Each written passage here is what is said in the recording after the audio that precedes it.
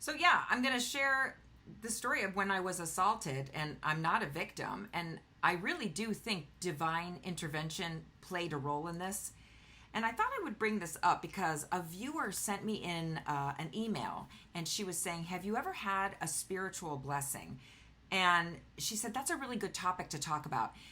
I'm at work right now. I'm seeing patients today, but I thought it was so important to kind of respond to that email. And then just, it made me think, like, when in my life have I been kind of, there's been divine intervention or a spiritual blessing? I've really tried to think about this. And I'm curious if you've had any experiences like this.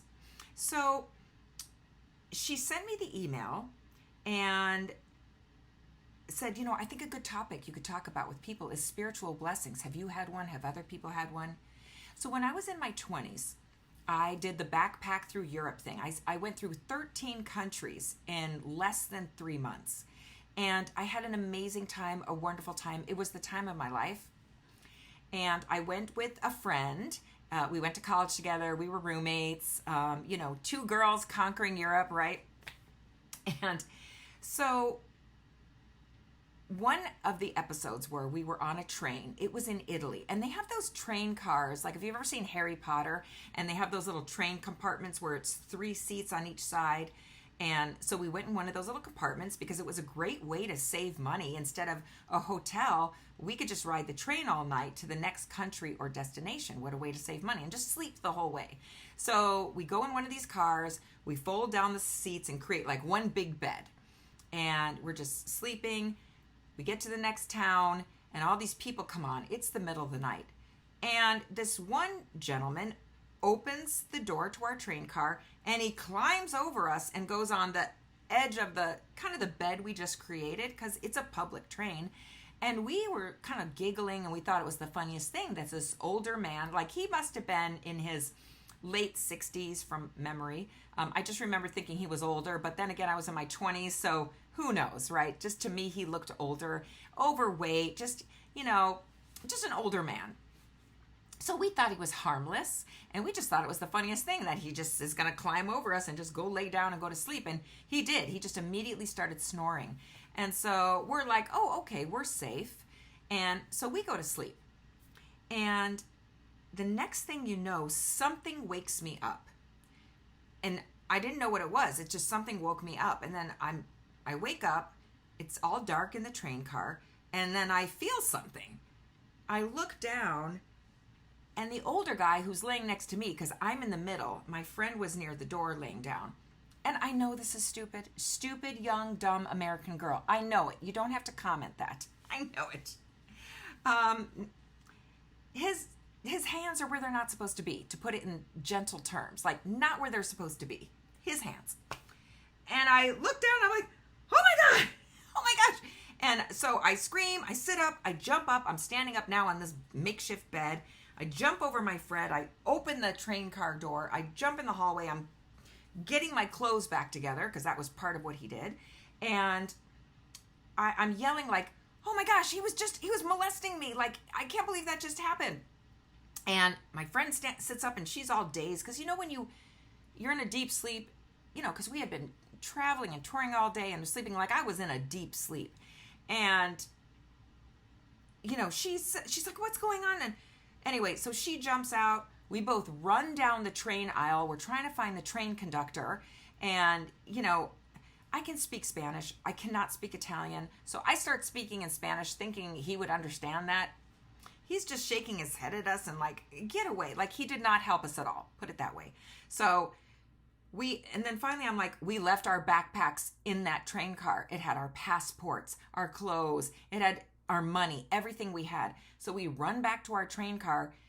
The man is gone, but now there's like 4 foreigners. I mean, I guess we were the foreigners. So 4 foreigners. I don't know if they were Italian. I don't know what they were, dark hair, not speaking English. I don't know. They were probably Italian. I mean, we were in Italy. But they had our backpacks open. One guy had my passport. They were just rifling through our stuff. I was so angry that I wasn't even worried about my safety, like they're going to jump us or I don't know what, steal our stuff and just, slap us across the face. Who knows?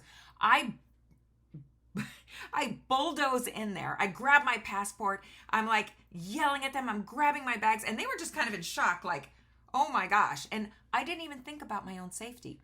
I tell you what, an angel was on my shoulder that whole time, because I look back on it now, even though it's considered, I mean, it was considered an assault, a molestation, whatever.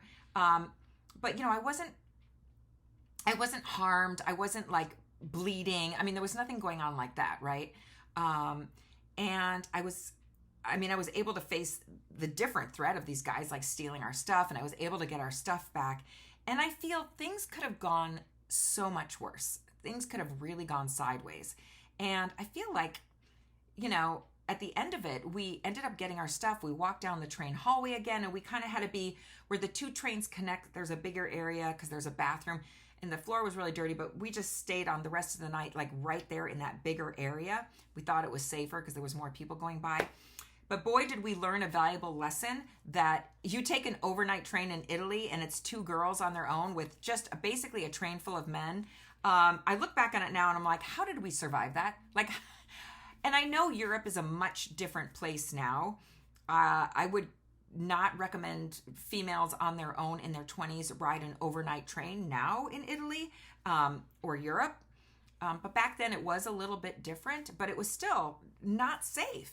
And I feel there was a little divine intervention that woke me up, because I still don't know what woke me up. Something just woke me wide awake. And then I felt something and then figured out, oh, this guy's taking advantage. And, but you know, I'm not a victim. Like, you know, I got through it. I got over it. No big deal. I've learned a valuable lesson. Sometimes I have to learn things the hard way. I'm not kidding you.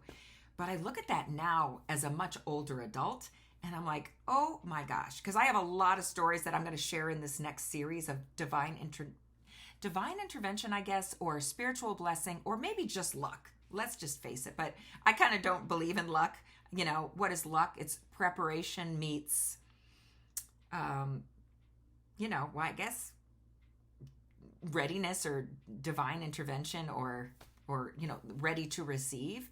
But yeah, the fact that I was able to kind of go through that experience unscathed tells me there was, at least I feel like there was a little bit of protection for us, because we were fine and then moved on to the next adventure. And from what I understand on what happens to young women on these trains nowadays, like, it's a lot worse. It's a lot worse. So I feel we got through that. So I feel that's just maybe one story to share about, not, was that a spiritual blessing? Was that divine intervention? Or was that just luck? I'm not sure. But comment below if you've had an experience where you feel like there was an intervention that protected you from something being a lot worse. I'd be really curious to know. Well, thanks for being here. I'm going to get back to work seeing patients. I just thought I should share that really quick. And thank you for sending that email in. It really kind of sparked my mind. I'm going to do a whole series about that now. Thanks, guys, and I'll see you on the next one.